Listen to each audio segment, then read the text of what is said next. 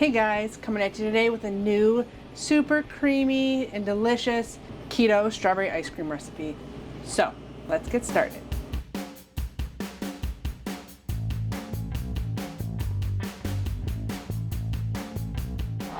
Hey everyone, welcome back. If you're new here, thanks for joining me. My name's Alycia. I'm a pastry chef with a sweet tooth, and now I own a keto gluten-free bakery, Sugar Swap Bake Shop.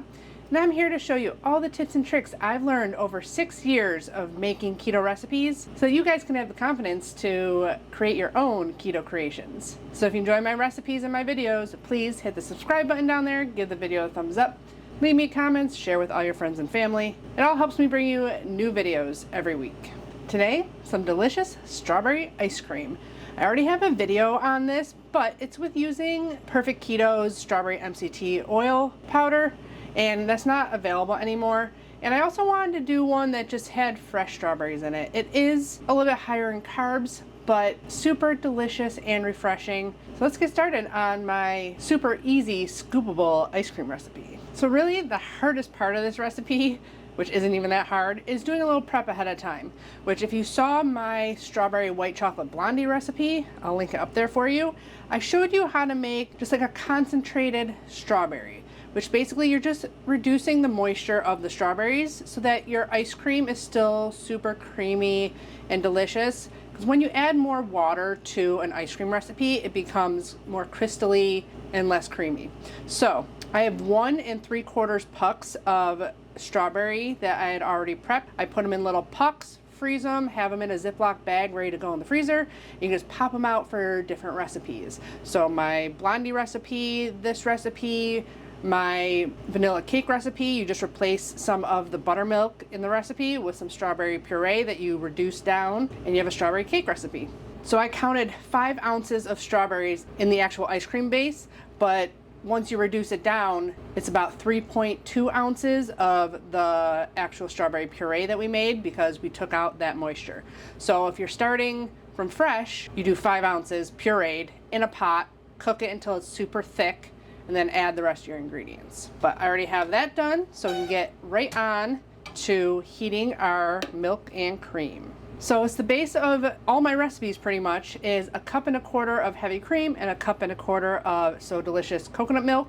You can use any low carb milk you like for this recipe. My favorite is cashew milk. I just always just stick with coconut milk in the bakery because I use coconut flour and don't want to introduce any more nuts than necessary in the bakery. So I just keep it at coconut milk. You can replace the heavy cream with coconut cream to get a vegan ice cream. You'd have to leave out the egg though, or use an egg substitute if you'd like.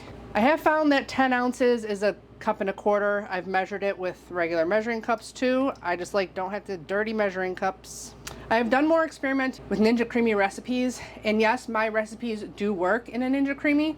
The problem is you don't get the volume out of a Ninja Creamy. This 2.5 cups of liquid with like a cup of sweetener and stuff like that will give you about 6 cups of ice cream.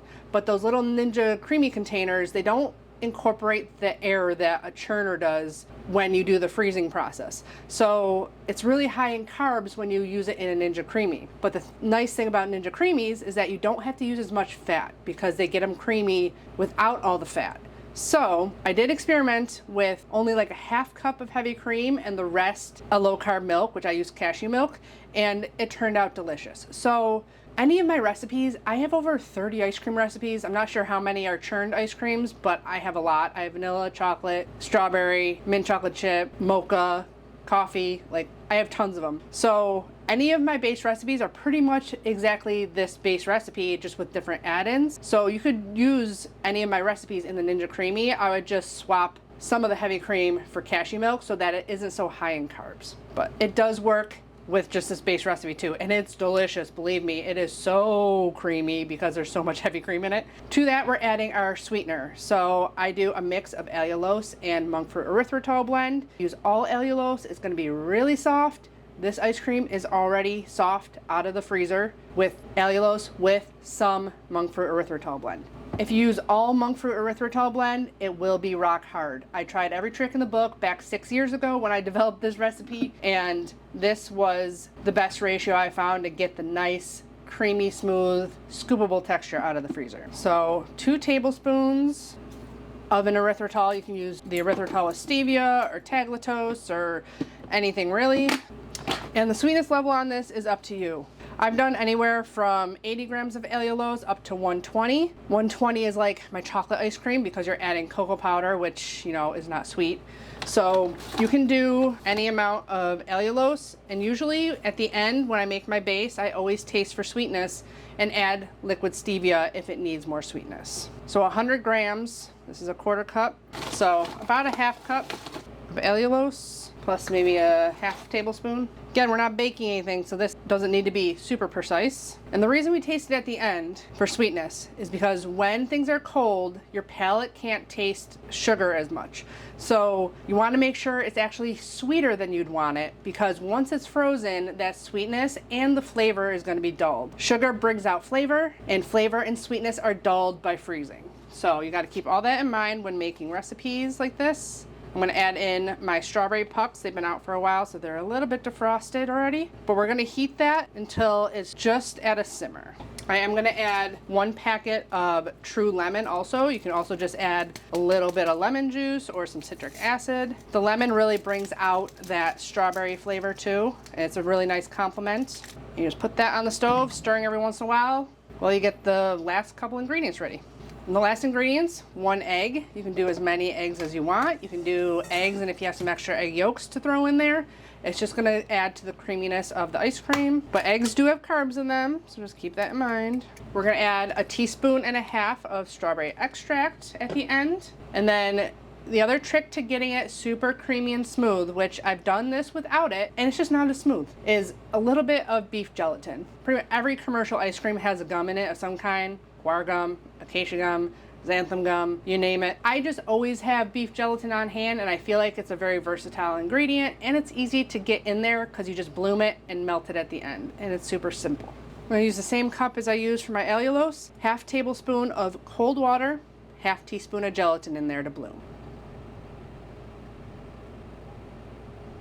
Give this a little stir, pick up the strawberry in there, get it to defrost a little bit quicker. And the last optional ingredient is something I've been loving to color things a pretty color, because without using artificial dyes, things just don't look as pretty and vibrant as, you know, the commercial stuff. So you literally only need 1/8 teaspoon of this ruby red powder in the mix to get it pink. So I am using a little bit of this, just like in my strawberry white chocolate blondie recipe. You're gonna need a whisk, and I do suggest straining your liquid just to make sure there's no like bits of cooked egg in there or anything. And give this a little whisk. So the nice thing about heating up most of our ingredients in the pot and getting it up to just about a boil is when you temper the egg, it gets up above 165 with the tempering, so you don't have to put it back on and cook it again. So that's another reason I like this recipe. You can just heat it up to boiling, temper, get it cooling. And it looks like it's just about up to a boil. I sometimes temp it and it'll be at like 190, which is perfect for tempering because you know it'll be over 165 even with adding an egg. And we're at like 180. The only thing with heating the puree up in the milk mixture is you're gonna probably get some of the clumps of strawberry out, which isn't the most ideal. I think last time I just added it at the end, which you can also do. I think we're good. And that helped cool it down. I should have just added it at the end. If you have a frozen puck, add it at the end after you get all strained and everything. That makes more sense.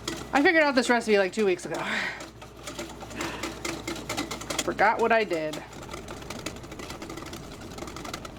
Okay, once you're pretty much hot and tempered in there, add it all right back in. Scrape out your bulk. We're gonna strain it back into here. I made my job harder today. It's gonna take longer for this to cool now. In with your gelatin. Super easy, so you don't have to worry about like clumping with any other kind of gums and stuff. 1.5 teaspoons of your extract. I need to buy more of this. Then just 1/8 teaspoon. You can really add as much as you want. A whole teaspoon is 1 carb. Use the whisk. Might add a tiny bit more. I want it to look really pretty on the thumbnail. So that dye is expensive, but in things like this, you really don't need a ton, so it's gonna last you. Baked goods, on the other hand, you might need a little bit more for.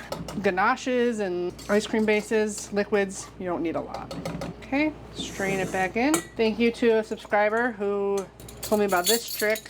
I don't have any little spoons that'll fit through here, but my measuring spoons will. All the strawberry seeds are getting stuck. It's amazing to see how many strawberry seeds are in there. It's crazy. We don't have really too many chunks of strawberry in there, so it's just mostly seeds. There we go. At this point is when I taste it for sweetness. Last time I did it, I used 3/4 of a teaspoon of liquid stevia, but you never know how sweet your strawberries are gonna be and stuff like that. So if it doesn't taste super strawberry to you, it means it's probably not sweet enough. I'm gonna start with a 1/4 teaspoon, just a tiny bit more. Like I said, you want it sweeter, more strawberry-y tasting than you think, because it's gonna get dulled by the freezer. That's good. Strawberry flavor is really going to depend on your strawberries also. If they're in season, fresh picked, would be amazing in here. Oh, can't wait. Now, if you want to cool this down quickly, you put it over an ice bath and stir it every once in a while until it comes down to room temperature, and then you can throw it into the fridge, or you can have it over an ice bath in the fridge and, you know, stir it every once in a while to get the temperature down quickly, or cover it completely right on top of the liquid with plastic wrap and refrigerate it overnight. So I'm going to probably put on an ice bath, let it cool down a little bit, get it into the fridge to chill completely. We'll be back when it's ready to churn. Okay, it's time to churn some yummy keto strawberry ice cream. So my base is about at 46. I had it in the freezer and I was stirring it every once in a while, and then in the fridge, and then I put it back into the freezer just to get it down a little bit lower, because it's about 55. So it all really depends on your freezers. My chest freezers are at below 0. The freezer in my bakery is at about 10. So that all helps this process go a lot faster. It also depends on the weather. If it's real hot out, you might not want to churn it in the middle of the day, early morning, late at night when it's a little bit cooler. I've been having my door open, so it's about 70 in here. So it should churn in about 20 minutes. All depends on a lot of factors. Your ice cream base should be nice and thick. I put this one above stir because the one upstairs goes a little bit faster on stir than this one does.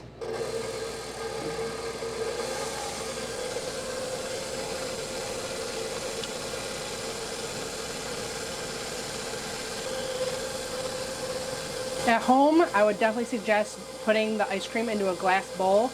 Get your glass bowl into the freezer while it's churning, along with any utensil, like a metal utensil that you're going to use to scrape out your ice cream bowl. Keeping everything really cold and melting your ice cream the least gives you the best texture in the long run.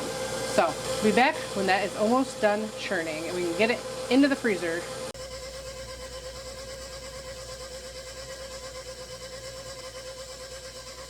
Okay, it's been going about 35 minutes. My bowl is almost defrosted over here. That's the problem with working in a bakery. I'm baking things at the same time. My oven's over here, so this side is like completely defrosted.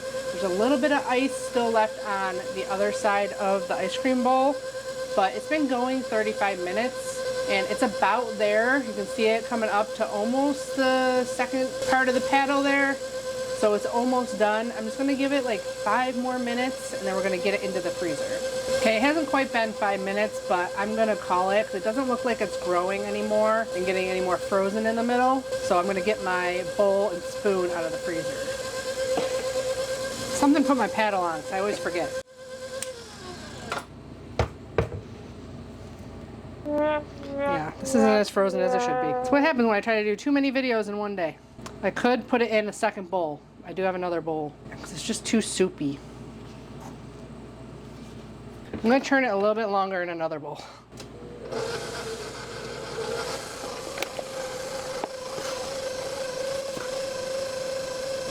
Because this is a freshly frozen bowl, it shouldn't take much time at all to freeze the rest of the way. But that's sometimes what I gotta do to troubleshoot things. Luckily I have 2 bowls.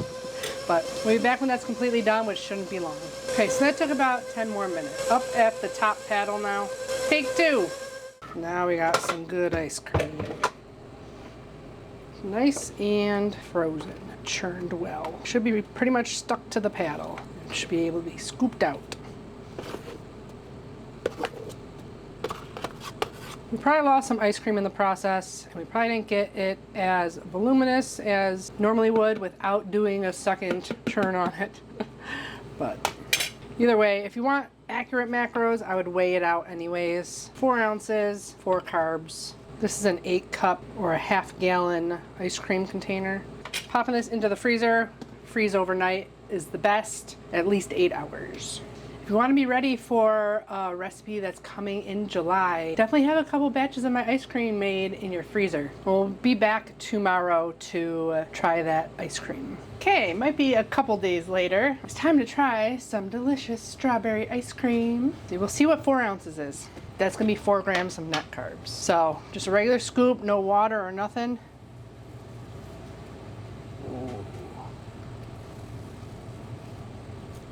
It's about 2 decent sized scoops.